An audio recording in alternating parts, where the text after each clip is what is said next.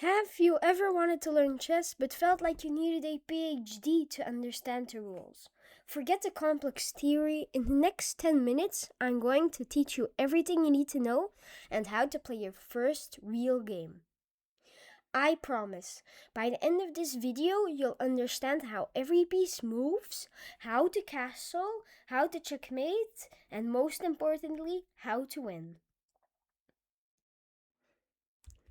Okay, first the setup. Quick check. The bottom right corner square should always be white. Here, you don't want to be playing a chess game where the bottom right square is brown, because then you have your chessboard upside down. So now, the next thing we're going to be looking at is the pawns. All of the pawns are on the front row. Then you have two rooks here in the back, and here also in the back at the far edges. Then we have two knights right here. They're next to the rooks, and then we have a bishop. We have two bishops next to the king and queen. And now we have the king and the queen. There are no two kings and no two queens, so you really need to be careful with those.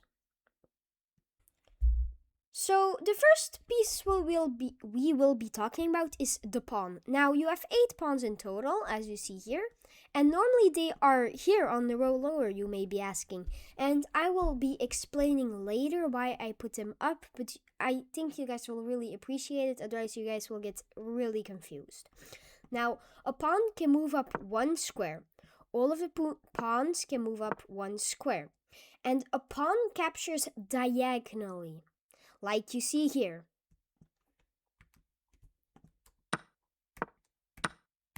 Now, that doesn't mean the pawn can't capture in this diagonal, as you see here. It can also capture like that. But there is actually also a special thing about the pawn, and that is that it actually can become a queen. Now you may be thinking, become a queen? What? So I'll quickly show it to you guys.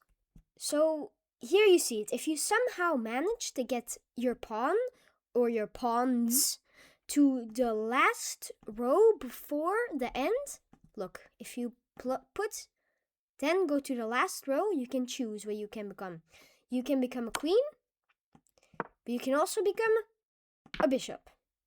You can become everything. So just if your pawn starts from here and it somehow reaches here the end, then you can promote to any piece you like, except a pawn, of course.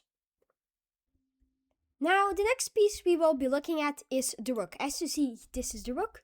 You will have two rooks, as I explained earlier, and the rook is fairly simple. It can move in all of the straight lines, like this and like this. You can move him like this.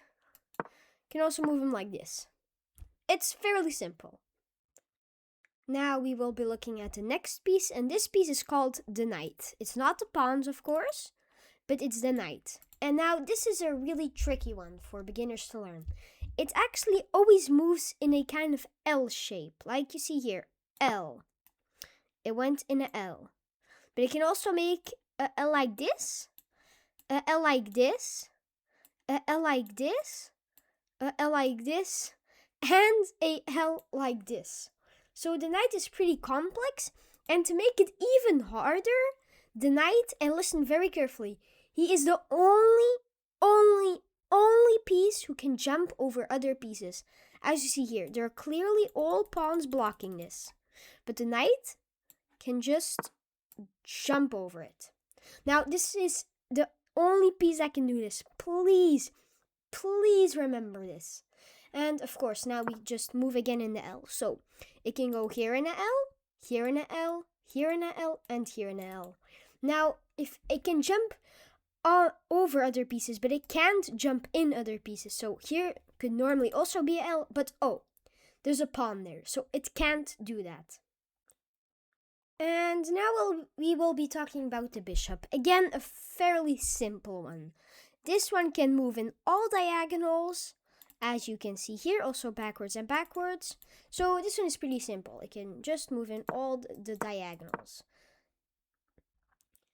Now, the next piece we will be looking at, and almost our last one, will be the queen. This is actually really our powerhouse. And if you understand it, it's a fairly simple piece. It's actually the rook and the bishop combined, so it can go in all the directions, like horizontally, as you see here, and also vertically. And it can also, like the bishop, go diagonally, like you see here. So it's basically the bishop and the rook combined. And now, the last chess piece. This is actually the king. It can only move one square in every direction and keep him safe. Now, I will be showing you guys the special rules. The first special rule is called castling, and this is when your king is here, your knight and bishop are not in the way of here anything, and your rook is still here. And then you can do a special move and move your king not one square, but for once you can move him two. So you can go like this. And did you see that? This rook actually came here and your king came here.